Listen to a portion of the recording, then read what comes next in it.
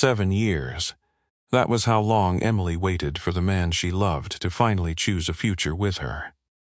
But on one cold, rainy night in Seattle, a heartbreaking argument pushed her beyond her limit.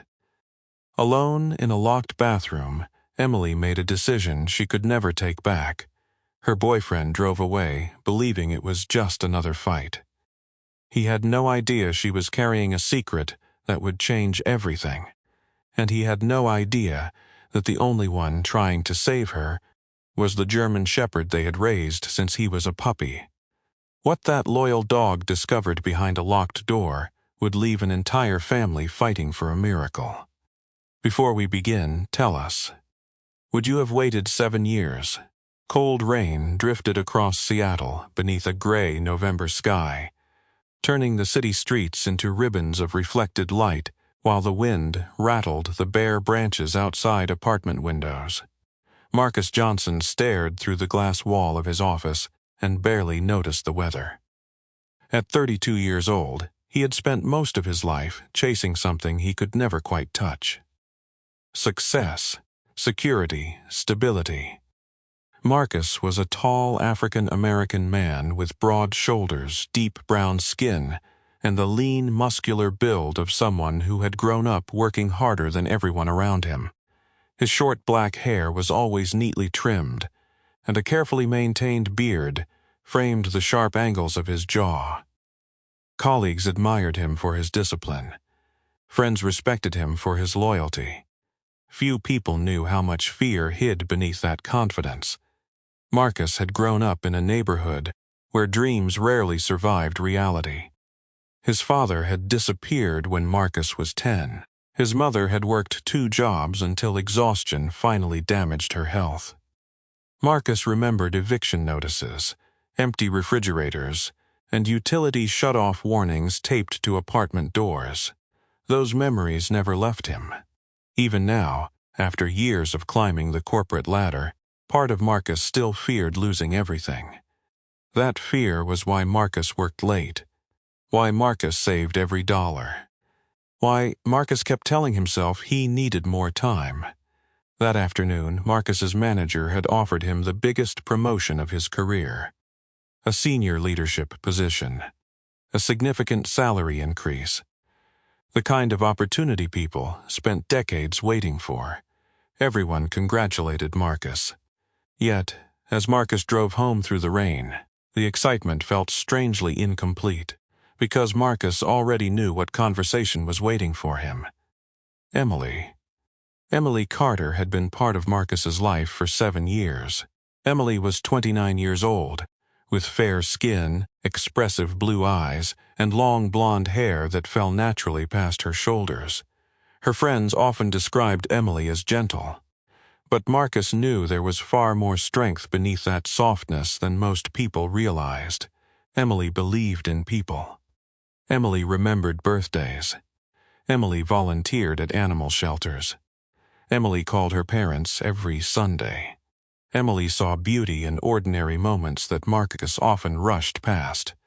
Most importantly, Emily had believed in Marcus long before Marcus believed in himself. When nobody else saw potential in a struggling young man carrying student debt and impossible dreams, Emily had stayed. 7 years later, Emily was still waiting. The apartment lights glowed warmly when Marcus stepped inside. At first, everything seemed normal. Then Marcus saw Emily sitting at the kitchen table. Emily was not reading. Emily was not watching television. Emily was simply waiting. Marcus immediately felt the familiar tension tighten inside his chest. Emily looked up. "You're late. I'm sorry. The meeting ran longer than expected." Emily nodded. "Did you get it?" Marcus hesitated. "The promotion?" Emily already knew the answer from Marcus's expression. A faint smile appeared. "I'm proud of you." For a moment, Marcus felt relieved. Then Emily quietly asked the question Marcus had been avoiding for months. "What happens now?" Marcus loosened his tie. "What do you mean?" Emily stared at Marcus. "You know exactly what I mean." Silence settled between them. Outside, rain tapped softly against the windows. Inside, the distance between Marcus and Emily felt larger than ever. "Marcus," Emily said carefully, "7 years." Marcus looked away. "We've talked about this." "No, you've talked about this." Emily's voice remained calm, but Marcus could hear the hurt underneath. "Every time I ask about our future, you tell me to wait. I just got the promotion. You said that before the promotion." Marcus felt frustration building, "Because I want us to be secure." "We are secure. We rent an apartment." "So? We don't own a house." Emily shook her head. "Marcus, I don't care about a bigger house." "I care. I know you do." The sadness in Emily's voice somehow hurt more than anger. Emily stood slowly. "I don't need perfection." Marcus rubbed his forehead. "This isn't about perfection." "Then what is it about?" Marcus did not answer, because deep down, Marcus was not entirely sure anymore. The argument that followed was not loud at first. It grew gradually. Years of disappointment surfaced piece by piece. Emily spoke about lost time. Marcus spoke about responsibility. Emily spoke about commitment. Marcus spoke about preparation. Neither one truly heard the other. In the corner of the living room, Rex lifted his head. Rex had been part of their family almost as long as Marcus and Emily had been together. At 6 years old, Rex was a powerful male German shepherd with a traditional black and tan coat, intelligent amber-brown eyes, upright ears, and a muscular working dog frame. Marcus and Emily had adopted Rex as a tiny puppy from a rescue shelter. Emily had chosen Rex. Marcus had trained Rex. The result was a dog fiercely devoted to both. Now Rex watched quietly as tension filled the apartment. Dogs could not understand every word, but dogs understood emotion, and Rex knew something was wrong. The argument finally exploded. Emily's eyes filled with tears. Marcus's voice grew sharper. Then Emily said the words neither of them would forget. "You'll never be ready." The room went silent. Marcus stared at Emily. Emily shook her head. "You always find another reason. That's not fair." "It is fair." "No, it isn't." 7 years, Marcus," Emily's voice cracked. 7 years, and I'm still waiting for you to choose us." Marcus felt anger rise. Not because Marcus did not love Emily. Marcus did. But everything Marcus was doing was for them. Why could Emily not see that? Why could anyone not see that? Without another word, Marcus grabbed his keys. Emily looked at Marcus. For a brief moment, Marcus almost stayed, almost walked back, almost apologized. Instead, Marcus opened the door and left. The rain had become heavier by the time Marcus reached his truck. Behind Marcus, the apartment door quietly closed. Inside the apartment, Emily stood motionless for several minutes. The silence felt unbearable. The kitchen, the living room, the photographs on the wall. 7 years of memories surrounded Emily. Yet Emily had never felt more alone. Eventually, Emily walked toward the front door. A white medical envelope rested on the floor where it had been delivered earlier that afternoon. The envelope contained the results of Emily's routine health screening. Emily picked it up. Then Emily set it aside unopened. At that moment, Emily could not bring herself to care. Tears blurred Emily's vision as Emily walked into the bathroom. Emily locked the door. Emily turned on the water. Emily opened the medicine cabinet. Outside, Rex followed Emily. Rex sat beside the closed bathroom door, waiting. Minutes passed. The sound of running water continued. Something about the sound felt wrong. Rex stood. Rex's ears lifted. The scent coming from beneath the door changed. Rex scratched once. No answer. Rex scratched again. Still nothing. A low whine escaped Rex's throat. Inside the bathroom, the bathtub slowly filled. The sleeping pills were gone. Emily's eyes drifted closed. The room seemed far away. The water continued rising. Outside, Rex's anxiety intensified. Rex barked. Once. Twice. Again. No response. Now panic took over. Rex slammed his body against the door. The frame rattled. Another impact. Another. The wood cracked. Then the door finally gave way. The bathroom door burst inward. Rex rushed inside. The sight froze Rex for a split second. Emily lay motionless in the bathtub. Water surrounded Emily. Emily's head tilted dangerously close to slipping beneath the surface. Rex barked desperately. Again, again, again. Emily did not move. Emily did not respond. Rex began howling. A heartbreaking sound echoed through the apartment. As Rex circled frantically beside the bathtub, Emily's phone suddenly lit up on the counter. The vibration knocked the unopened medical envelope onto the floor. The flap opened. A sheet of paper slid partially into view. Only a few words were visible beneath the bathroom light. Pregnancy confirmed. 8 weeks. Miles away, Marcus drove through the storm with both hands gripping the steering wheel. Anger still clouded Marcus's thoughts. Regret had not arrived yet. Marcus had no idea that the woman Marcus loved was lying unconscious in a bathtub. Marcus had no idea that a terrified German shepherd was fighting to save Emily. And Marcus had no idea that somewhere inside that apartment was a child. Marcus did not even know existed.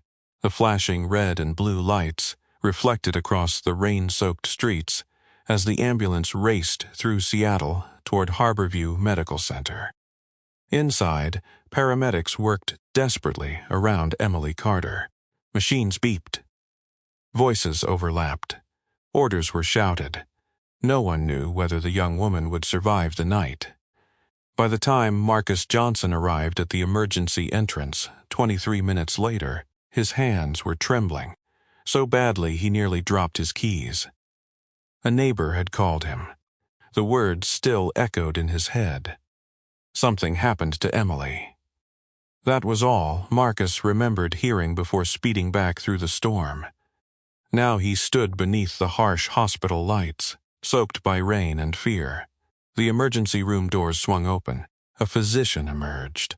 Dr. Rachel Morgan was a woman in her early 40s, with short brown hair, tired eyes, and the calm voice of someone who had spent years delivering both hope and heartbreak. Years earlier, she had lost a younger sister to depression, an experience that had shaped the compassion she carried into every patient interaction. "Are you Marcus Johnson?" Marcus nodded immediately. "How is she?" Dr. Morgan hesitated. The pause alone made Marcus feel sick. "She's alive." Marcus closed his eyes. For a second he thought his legs might give out beneath him. Then the doctor continued. "But her condition is critical." The relief vanished. "What happened?" "The medication caused significant complications. She's currently unconscious." Marcus stared. Unconscious. The word barely felt real. Then Dr. Morgan asked a question. "Did you know she was pregnant?" Everything stopped. The hallway, the voices, the movement around him. Marcus simply stared. "What?" Dr. Morgan's expression softened. "The test results indicate approximately 8 weeks." Marcus felt the blood drain from his face. Pregnant. Emily was pregnant. The woman he had loved for 7 years. The woman he had argued with only hours earlier. The woman now lying somewhere beyond those hospital walls. Pregnant. Marcus lowered himself into a chair. His chest tightened. He replayed every conversation from the past several weeks. Every moment Emily had seemed distant. Every time she wanted to talk. Every opportunity he had missed. She had tried to tell him, hadn't she? Or maybe she never found the courage. Either possibility shattered him. For the first time in years, Marcus cried. Not quietly, not privately. He simply broke. An hour later, another storm arrived. This one walked through the hospital entrance. Robert Carter moved with the stiff posture of a man who had spent his entire life carrying responsibility. At 62, Emily's father was tall, silver-haired, and stern-faced. Years working as a construction supervisor had left his hands rough and his opinions even rougher. Beside him was Linda Carter. At 58, Linda possessed the same blue eyes as her daughter. Her blonde hair had faded to silver over the years, but her protective nature had only grown stronger. Family meant everything to her. The moment they saw Marcus sitting outside intensive care, their expressions hardened. Marcus stood. "Robert." The older man raised a hand. "Don't." Marcus froze. Linda looked exhausted. She also looked furious. "What happened to my daughter?" she asked. Marcus opened his mouth. No words came, because he did not know how to explain years of love ending in one terrible night. Robert stepped closer. "You did this." Marcus shook his head. "No. You broke her." The accusation struck harder because part of Marcus feared it might be true. "I never wanted this." "Well, this is where we are." Robert glanced toward the ICU doors. "My daughter is fighting for her life." Marcus looked down. "I know." "No." Robert's voice cracked. "You don't." Hospital security eventually intervened before the argument escalated further. The Carters were allowed inside. Marcus was not.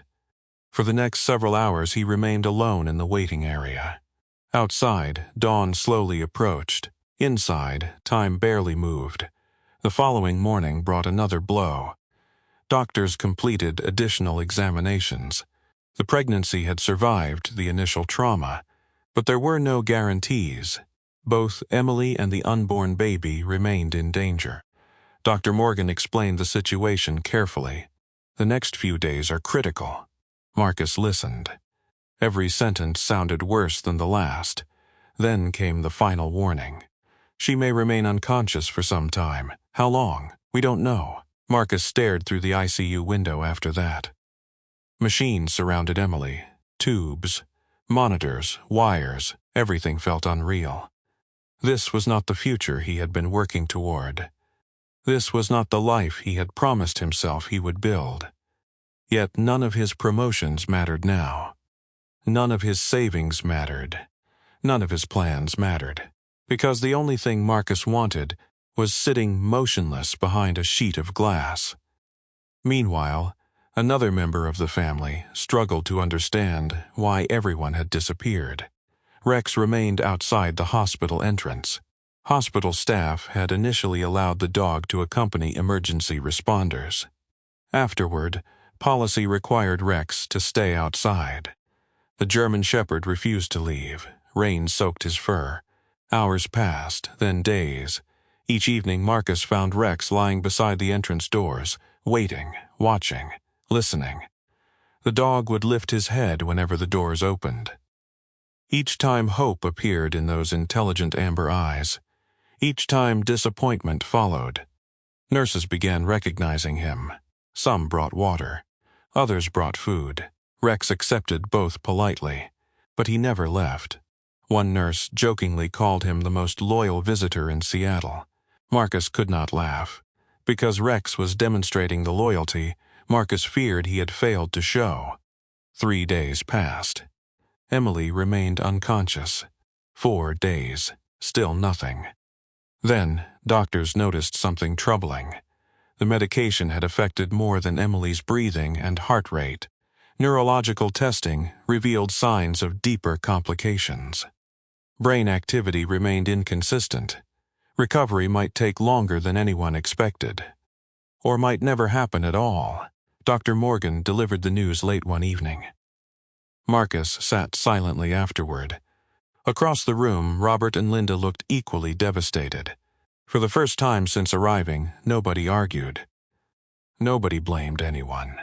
Fear had become larger than anger. Beyond the hospital windows, another storm moved across Seattle. Inside the ICU, machines continued their steady rhythm. Emily remained motionless. The unborn child remained uncertain. And outside the entrance doors, Rex lay curled against the cold concrete, refusing to abandon the people he loved, unaware that the battle ahead was only beginning. The rain finally stopped on the 7th day. Seattle remained wrapped beneath low gray clouds, but for the first time in nearly a week, sunlight managed to break through the sky. Marcus Johnson barely noticed.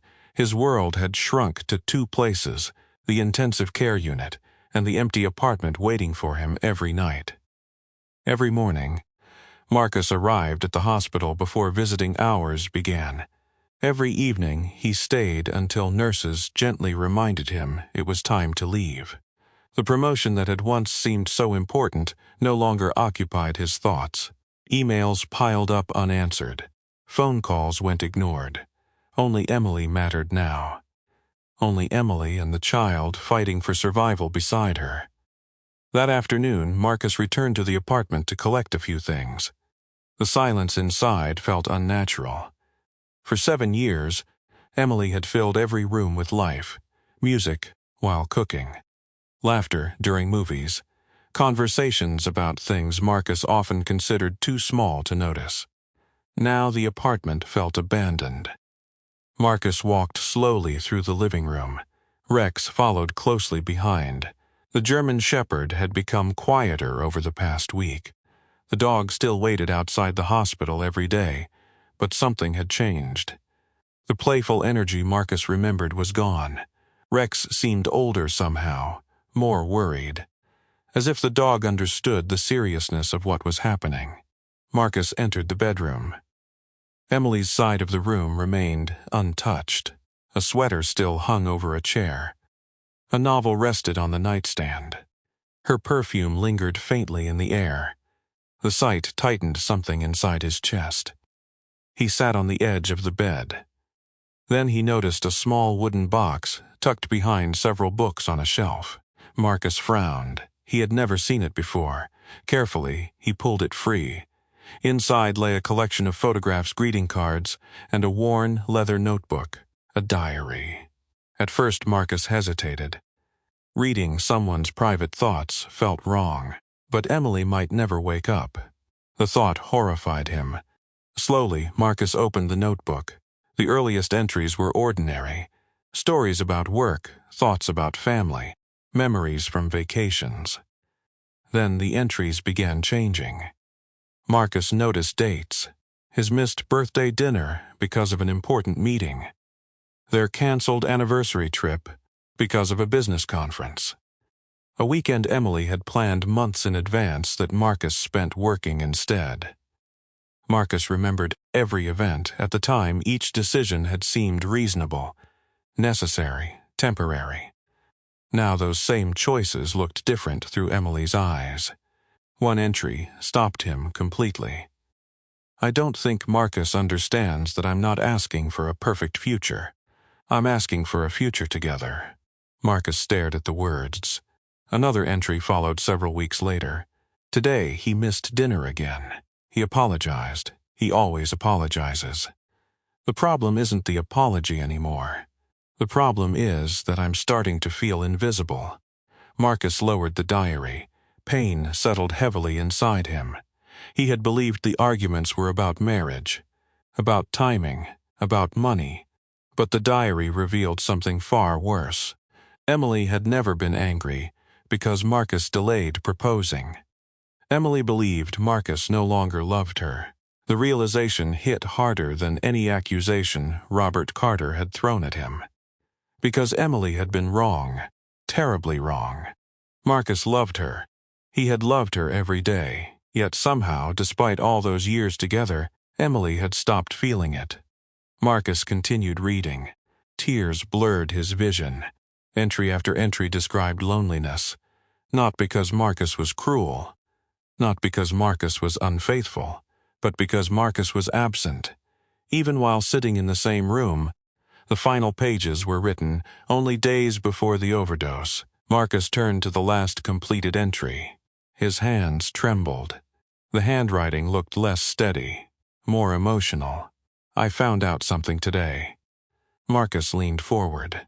The next sentence shattered him. I'm pregnant. He closed his eyes. For several seconds he could not continue. Then he forced himself to keep reading. I wanted to tell him tonight. A tear fell onto the page. But he's working late again. Marcus covered his mouth. The final lines were almost unbearable. If he knew about the baby, would anything be different? Would he finally choose us? The room became completely silent. Marcus stared at the notebook. Every excuse, every postponed conversation, every missed opportunity. All of it suddenly felt meaningless. Rex quietly approached. The dog rested his head against Marcus's knee. Marcus wrapped an arm around the German shepherd. For the first time in years, he allowed himself to cry without trying to stop. Hours later, Marcus returned to the hospital. The diary remained tucked beneath his arm. He wanted to tell Emily everything. Wanted to apologize. Wanted one more chance. But when he reached the intensive care floor, something felt wrong immediately. Doctors moved quickly through the hallway. Nurses spoke in urgent voices. The atmosphere had changed. Marcus saw Dr. Rachel Morgan approaching. Her expression alone terrified him. What happened? The doctor exhaled slowly. Emily's condition worsened. Marcus felt cold. How bad? Dr. Morgan glanced toward the ICU room. We're seeing increased neurological complications. Marcus barely understood the medical explanation. Only the conclusion mattered. Can she recover? The doctor hesitated. Too long. Much too long. Finally she answered, We honestly don't know. Marcus stared. The words echoed inside his mind. We don't know. Robert and Linda stood nearby. Both looked exhausted. The anger that had once filled their faces had been replaced by fear. Pure fear. Then Dr. Morgan delivered the sentence nobody wanted to hear. If Emily wakes up, it will be extraordinary. Nobody spoke, the doctor continued. But if she doesn't improve soon, her voice softened. There is a possibility she may never regain consciousness. Silence settled over the hallway. Linda began crying quietly. Robert lowered his head. Marcus felt the diary grow heavier beneath his arm. Only hours earlier, he had discovered the truth Emily had carried alone. Now he faced the possibility that she might never hear his answer. Behind the glass walls of the ICU, machines continued monitoring every heartbeat. Emily remained motionless. The baby remained fragile. And for the first time since arriving at the hospital, Marcus found himself praying for a miracle he wasn't sure he deserved. 3 weeks passed. For Marcus Johnson, time no longer felt normal. Days were measured by hospital visiting hours. Nights were measured by the number of times he woke up thinking he had heard Emily's voice. Every morning before sunrise, Marcus stopped by a coffee shop near Harborview Medical Center. Every morning, he ordered the same black coffee he rarely drank. Then he walked through the hospital doors, carrying the same fragile hope that today might be different. And every day, Emily remained unconscious. The doctors continued monitoring both mother and child. The baby was still alive, still fighting, still growing. But uncertainty surrounded every heartbeat. Marcus never missed a day, not one. Even Robert and Linda Carter noticed. Neither of them had forgiven him. Not yet. The older couple remained convinced that Marcus had realized the value of Emily only after nearly losing her. Perhaps they were partly right. But they also saw things they could not ignore. Marcus reading aloud from Emily's favorite novels. Marcus talking to her as if she could hear every word. Marcus sleeping upright in uncomfortable waiting room chairs rather than going home. The anger remained. Yet beneath that anger, something else had started growing. Doubt. Maybe Marcus truly loved their daughter. Maybe he always had. One afternoon, Dr. Rachel Morgan approached Marcus in the hallway. The physician looked puzzled. Not worried, not exhausted. Puzzled. Something interesting happened today. Marcus immediately stood. What is it? Dr. Morgan glanced toward Emily's room. It might be nothing. But, the doctor folded her arms. Her heart rate stabilized this morning. Marcus frowned. That's good, right? It is. But we can't explain why. At first, Marcus thought little of it, until the following day. The same thing happened again, and the day after that. Eventually, nurses began noticing a pattern, a very specific pattern. The person who recognized it first was Amanda Flores, a 34-year-old ICU nurse, with dark brown hair, warm olive skin, and a reputation for noticing details others overlooked. Years earlier, Amanda had spent months caring for her father after a severe stroke. Since then, she had developed extraordinary patience with long-term patients. Amanda reviewed the monitoring data repeatedly. Then she approached Dr. Morgan. "Look at these times." The doctor studied the chart. Several minutes passed, then she looked up. "Are these accurate?" Amanda nodded. Every improvement occurred during the same periods, the same visitor, the same room, the same circumstances. Rex, the German Shepherd. At first, nobody wanted to jump to conclusions, but the evidence continued growing. Each time Rex entered Emily's room and settled beside the bed, her vital signs became more stable. Heart rate, blood pressure, breathing patterns. Nothing dramatic, nothing miraculous, just small improvements. Consistent improvements.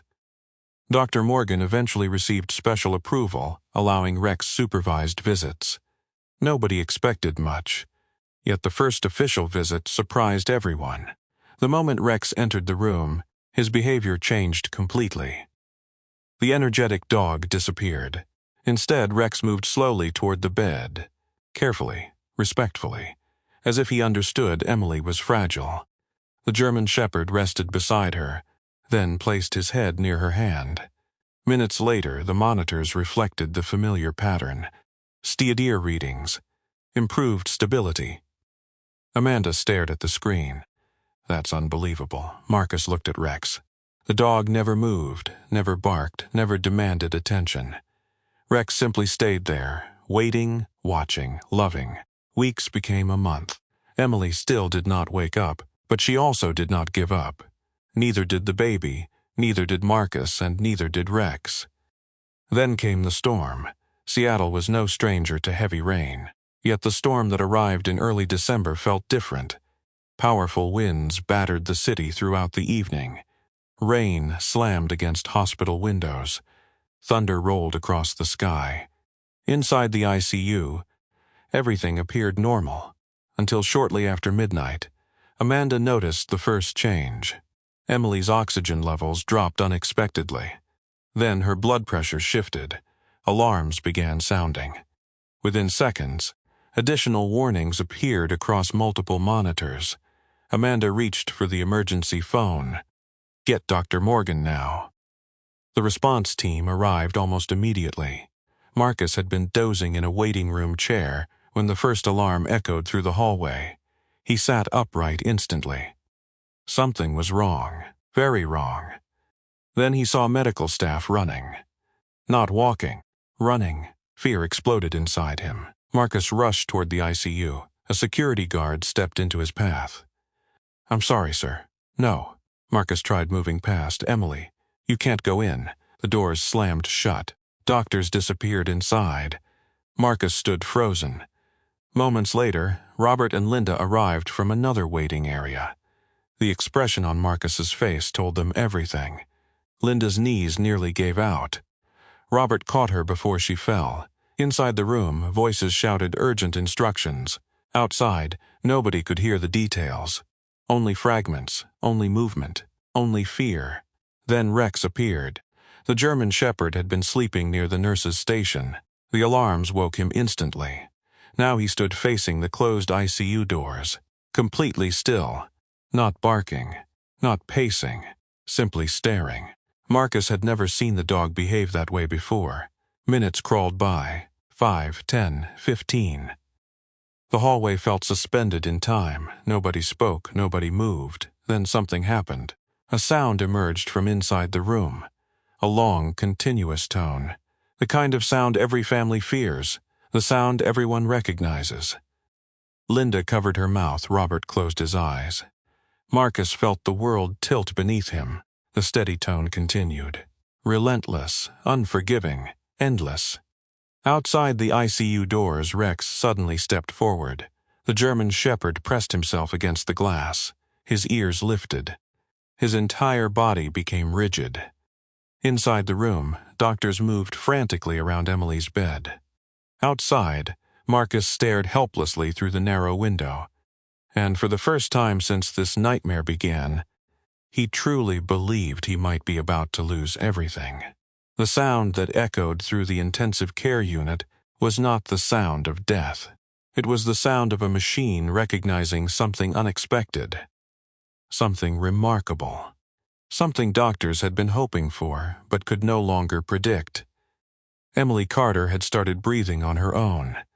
Inside the ICU room, Dr. Rachel Morgan stared at the monitor before looking toward the rest of the medical team.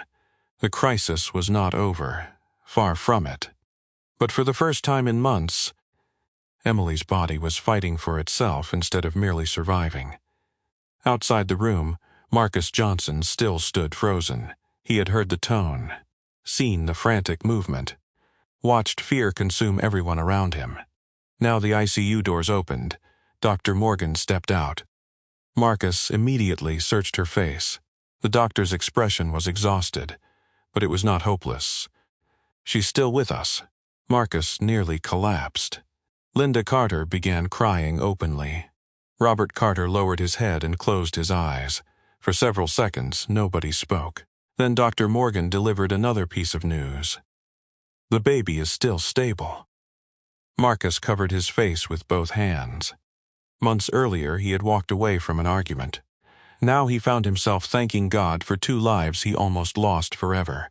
The recovery remained slow, painfully slow. Days became weeks. Weeks became months. Yet little by little, signs of improvement appeared. A finger movement, a response to sound, a change in facial expression. Tiny victories. Victories that felt enormous. Rex continued his visits. The German Shepherd never stopped. Every afternoon, he entered Emily's room with the same quiet patience. The dog would rest beside the bed and watch her for hours. Nurses often joked that Rex treated those visits like a full-time job. Nobody laughed harder than Amanda Flores. The ICU nurse had become one of the strongest supporters of allowing Rex into the unit. She often claimed the dog possessed better attendance than some hospital employees. Then one morning in early spring, everything changed. Marcus was reading aloud from one of Emily's favorite novels when he noticed movement. At first, he thought he imagined it. Then he saw it again. Emily's fingers moved. Marcus stopped reading. His heart pounded slowly. Emily's eyes opened. Only slightly, only for a moment, but they opened. Marcus immediately called for help. Doctors rushed into the room. Nurses followed. Tests were performed. Questions were asked. More waiting followed. Yet the conclusion remained the same. Emily was waking up. The process took time. Days passed before she could speak clearly. Even longer, before she fully understood what had happened.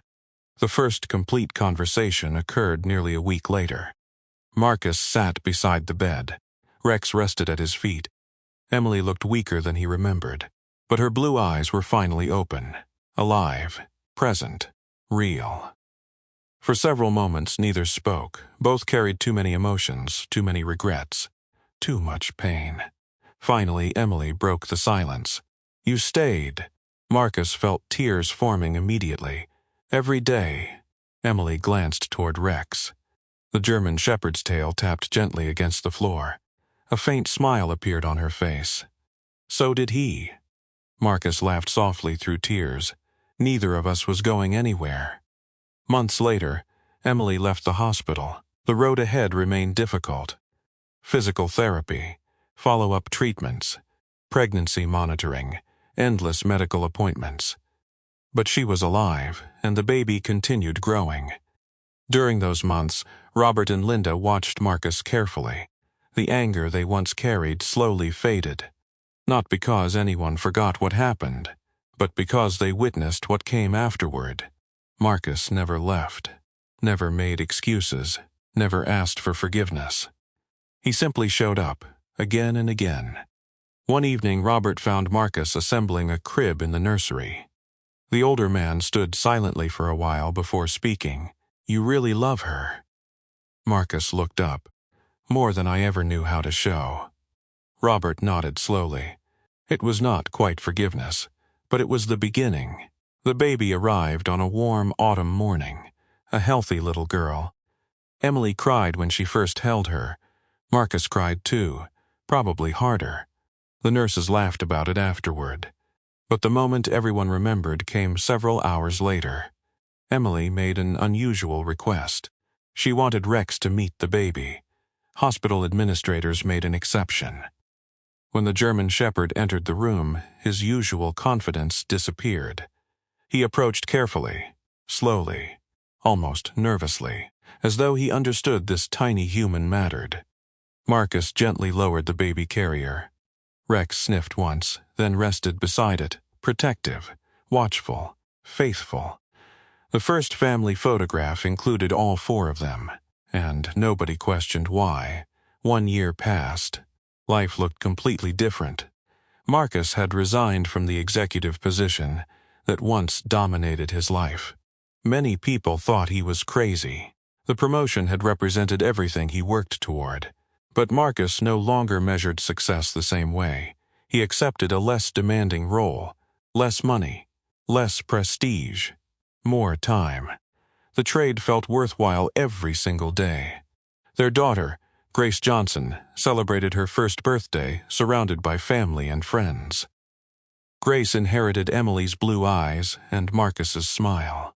Most afternoons, she could be found crawling after Rex through the house. The German Shepherd tolerated every second with patient dignity. As the birthday party began winding down, Marcus quietly disappeared into another room. When he returned, a small box rested in his hand.